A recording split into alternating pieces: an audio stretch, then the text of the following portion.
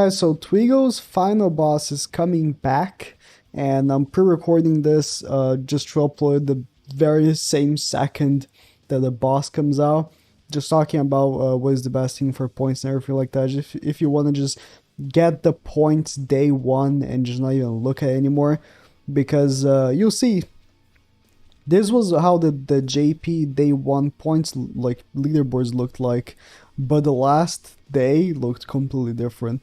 So I did record a video playing it. The event was so fast on JP, it only lasted a week, that I completely forgot to pre-record gameplay for global. So we only had a week to actually farm it, and as you can see, people were just copying basically what worked last time a year ago, or well over a year ago at this point, which was like Giant DN, either green or blue, Matrona, Skinny King, and Marmas there for the extra HP. And you can see some adventurous people using Assault Melee, Fraudrin, Garheed, and Jillian. And those strategies were working, but if you want to get the max points, the max gangs, this is what people are using actually on the last day. So I actually, I got my points, and I used this team, which was actually what everyone was using like 3 days before the last day, I believe. But you can see number one place actually was in Blue Hellbrum, Ellie Hawk, and Margaret with Marmas in the back. So completely ignoring the Skinny King, because one thing about that boss is that using Fairy will give you points. So instead of using Skinny King, they decided to go with Hellbrum, because Hellbrum, if I go back here to browser, Hellbrum does have the remove stance ability. Of course, never mind. Yeah, he does remove stance with his ultimate. I thought for a second I thought he had the same attack as Garheed. He has lifesteal. He has the remove stance on his ultimate. Yeah, he removes stances, which is actually a big point maker on this boss for the last phase. They all put up stances, right? If I go back here to my gameplay, I had a run where I was soloing with Ban, and I failed because I got greedy.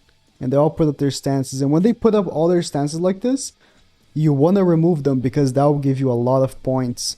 So that's exactly what they did. And also Hellbrum also removes buffs as well, which also gives you a good amount of points. Oh, and he cleanses, which also gives you points. So Hellbrum is actually really good. It does make sense to why people actually used Hellbrum for the big points there. And of course, Ellie Hawk also cleanses. Ellie Hawk is a little bit weird. Goddess Liz, huh? I understand the mono blue, right? I mean, I guess Goddess Ellie Hawk does apply buffs and stuff, just like Margaret, which does give you points. Interesting. So either Ellie Hawk or Goddess Liz will actually be beneficial and will actually be the best team for the TWIGO Super Boss. Or you can go like I did here. You can see the fifth person actually was using the same strategy that I did, which was Ban team with Arthur, Ban. He was using Hauser actually in the back, not King. Because that's what everyone was using. When I used this is what the number of one player was using. He was using King in the back just to trigger that 1 point. Is like a check. The one extra, like I think it's 200 points or something of using King, but this guy didn't even care. He just put up Hauser in the back, and of course the clans and everything that comes from names are so, why are names so hard for me? I don't get. I mean, I am very tired. I am very tired, so it doesn't make sense. Why are names so hard for me? Anyways, I'm surprised the 6 players still actually got with this team. With the blue Matrona. I guess the Hellbrum. is there for the stance removal.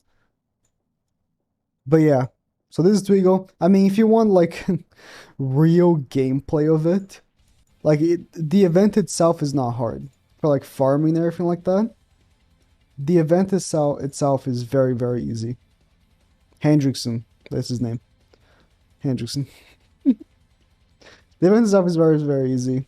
If you don't remember what happens, they basically just put up reflect on the second phase. First phase, they they don't really do anything to you. Like in a real evaluation of what they really don't do anything to you. Ties will just put up that reflect, but it's a very weak reflect. And if you're using Blue Matron like I am in this gameplay, she removes buffs, so you can just remove like that. Which is why Blue Matron is also good, by the way, because the removal of buffs does give you a decent amount of points. So, Blue Helbram removing buffs and stances, of course, is huge. So after you kill them here, oh yeah, at this point, I skipped. At this point, I think it's turn 3. TWIGO will pop in all these buffs, which will give immunity to all the gang. So 4 buffs for each. Removing these is huge for points. So it's something that you actually actively want to work towards. As you can see on this gameplay, I did remove it with Matrona. So if you are using the Helbram strategy, then this will be one of the moments to save your ultimate for sure. For sure. Or if you don't want to go with the blue Helbram strategy because you don't want to level him up, the bond strategy, like I got up 3%, which is more than what you need. Because if I actually go in game, do they tell? No, they don't even say. So I believe uh the highest point reward was like top 50%. So it's not even like you need it. So here's where I didn't make that many points because I just wanted to kill them quick. I ulted with King and it almost killed them because they're so weak. Um, but actually, you just wanna wait for them to actually pop in those stances to actually remove them. This team though doesn't really have um, like reliable stance removal at all. So you know, no, I mean, alt removal I wouldn't consider to be very reliable either, but at least you can save your Helbram ultimate, or you can get your Helbram ultimate like 3 turns deep after getting it in the last phase for sure.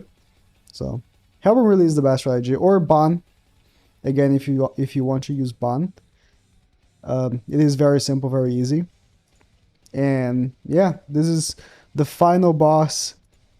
Twig. I need to disable that thing that keeps popping in.